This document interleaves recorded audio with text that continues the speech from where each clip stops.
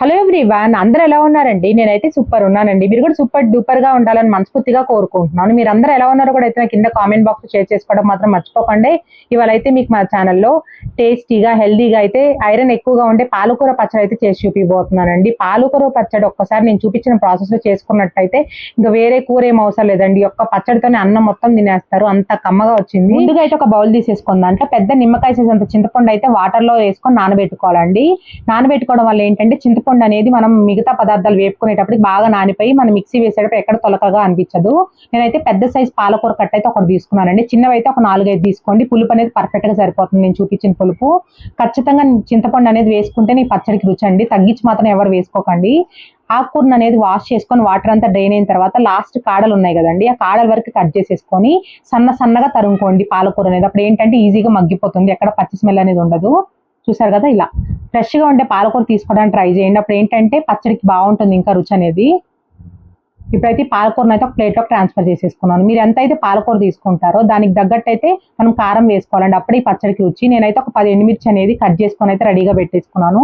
Stove on చేసేసుకొని బాండీ పెట్టుకున్నానండి. బాండీ హీట్ అయిన తర్వాత ఒక 1 స్పూన్ అయితే ఆయిల్ వేసుకున్నాను. ఆయిల్ కొంచెం అలా హీట్ అయిన తర్వాత లైట్ గా దాంట్లో ½ టీ స్పూన్ అంత అయితే ఇక్కడ మెంతులు వేసుకున్నానండి. మెంతులు చాలా మంచి రుచిస్తుంది పచ్చడికి, ఎవరైతే స్కిప్ చేయొద్దు. మెంతులు చూసారండి కొంచెం అట్లా చిటపట్లాడి కలర్ చేంజ్ అయిన తర్వాత దాంట్లో ఒక 2 స్పూన్స్ పచ్చెనపప్పు, ఒక 2 స్పూన్స్ ఏమో మినపప్పు వేసుకున్నానండి. ఒక 1 స్పూన్ ఏమో ధనియాలు వేసుకున్నాను. ఒక ½ స్పూన్ ఏమో జీలకర్ర వేసుకున్నానండి. నేను వేసిన పదార్థాలు మాత్రం ఖచ్చితంగా ఈ మెజర్మెంట్స్ తోనే వేసుకోండి. ఎక్కువ వేసుకుంటే కూడా మళ్ళీ ఫ్లేవర్ అనేది డామినేట్ చేస్తుందండి. చెప్పాను కదా, చిన్న సైజ్ పాలకూర కట్లయితే ఒక 5 తీసుకోండి, పెద్దదైతే ఒకటి పర్ఫెక్ట్ గా సరిపోతుంది. ఇప్పుడు కట్ చేసి పెట్టుకుని ఎండుమిర్చి కూడా వేసేసుకొని లైట్ గా అలా క్రిస్పీగా అయ్యే వరకు అయితే ఫ్రై చేసుకోవాలి. చూసారు కదా, దినుసులు అనేవి ఖచ్చితంగా ఇలా దూరగా వేగితేనే పచ్చడికి రుచి అండి. ఇప్పుడు ఎండుమిర్చి కూడా వేగిన తర్వాత అంటే గుప్పడైతే కరేపాకు వాష్ చేసుకొని వేసుకున్నానండి. కరేపాకు వేసుకోవడం వల్ల పచ్చడికి రుచి ఇంకా ఎక్స్ట్రా వచ్చి టేస్ట్ చాలా బాగుంది. మీకు ఎక్కడ కరేపాకు స్మెల్ అనేది రాదండి. సో ఖచ్చితంగా వేసుకోవడానికి ట్రై చేయండి. కరేపాకు కూడా కొంచెం అలా వేగిన తర్వాత దాంట్లో 1 స్పూన్ ఏమో నువ్వులు వేసుకున్నాను. నువ్వులు కూడా కొంచెం లైట్ గా చిటపట్లు ఆడిన తర్వాత ఒక ప్లేట్లోకి అయితే ట్రాన్స్ఫర్ చేసేసుకున్నామండి దినుసులన్నీ. చూసారు కదా, ఇలా దూరగా ఫ్రై చేసుకోండి, అప్పుడే మంచి అరోమా వస్తుంది పచ్చడి అనేది. ఇప్పుడు అదే బాండీలో ఇంకొక 1 స్పూన్ అయితే ఆయిల్ వేసుకున్నానండి. ఆయిల్ హీట్ అయిన తర్వాత దాంట్లో కట్ చేసి పెట్టుకున్న పాలకూర అయితే వేసుకున్నాను. మనకి పాలకూరలో నుంచి ఎక్కువ వాటర్ రిలీజ్ అవుతుందండి. సో ఒక్కసారి అయితే అలా మిక్స్ చేసేసి మూత పెట్టుకొని ఖచ్చితంగా మగ్గించుకోండి. మూత పెట్టుకోవడం వల్ల ఏంటంటే మనకి పాలకూర అనేది ఎక్కడ పచ్చి స్మెల్ ఉండదు అండ్ బాగా మగ్గుతుంది కూడా మూత పెట్టుకోవడం వల్ల. అదే మూత పెట్టుకోలేదనుకోండి త్వరగా వేగదని త్వరగా కూడా మగ్గిపోద్దండి ఆకుకూర అనేది. ఇలా అయితే మిక్స్ చేసేసి మూత పెట్టేసుకున్నాను. మధ్య మధ్యలో 2-3 సార్లు మూత తీసి తెరుచుకుంటే మనకి ఈజీగానే పాలకూర అనేది మగ్గిపోతుందండి. పాలకూరలో నుంచి వాటర్ అంతా రిలీజ్ అయిపోయి పైకి లైట్ గా కొంచెం ఆయిల్ వచ్చే వరకు అయితే మనం ఫ్రై చేసుకోవాలండి. ఇది ఒక టిప్ అండి. అప్పుడే మనకి ఏంటంటే పాలకూర అనేది స్మెల్ ఉండదు. నార్మల్ గా ఏంటంటే పాలకూరకి స్మెల్ ఉంటుంది కదండి, ఆ స్మెల్ పోవాలంటే ఖచ్చితంగా సిమ్ ఫ్లేమ్ లో పెట్టుకొని మగ్గించుకోవాలి ఇలా పాలకూర అనేది. చూసారు కదా, మధ్య మధ్యలో అయితే తిప్పుకుంటూ ఉన్నాను. కరెక్ట్ గా ఒక 5 మినిట్స్ కి అయితే వాటర్ అంతా రిలీజ్ చేసి ఎవాపరేట్ అయిపోయింది చూసండి. ఇప్పుడు మూత తీస్తే మనకి చూడండి లైట్ గా వాటర్ ఉంది కదా, ఈ వాటర్ కూడా వెళ్ళిపోవాలి. చూడండి ఇలా కొంచెం లైట్ గా ఆయిల్ వచ్చేసిన తర్వాత ఇలా ఫ్లేమ్ అనేది ఆఫ్ చేసేయండి. ఇంకా ఆకుకూర అనేది ఇలా మగ్గిపోవాలండి.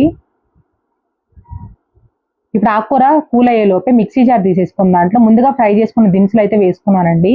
వేసేసుకున్న దాంట్లో ఖచ్చితంగా 9-10 వెల్లుల్లి రెబ్బలు వేసుకోండి. ఇక్కడ వెల్లుల్లి రెబ్బలే మంచి స్మెల్ వస్తుందండి. ఒక 1 స్పూన్ ఏమో కల్లుప్పు కూడా వేసుకున్నాను. మూత పెట్టేసుకొని ఒక్కసారి బ్లెండ్ ఇవ్వండి కొంచెం ఇలా కోర్సుగా. ఇప్పుడు దీంట్లో మనం ముందుగా ఫ్రై చేసి పెట్టుకున్న పాలకూర ఆకు అయితే వేసేసుకొని ఇక్కడే చింతపండు కూడా వేసేసుకోండి. ఇంకా వాటర్తో పాటే డైరెక్ట్ గా.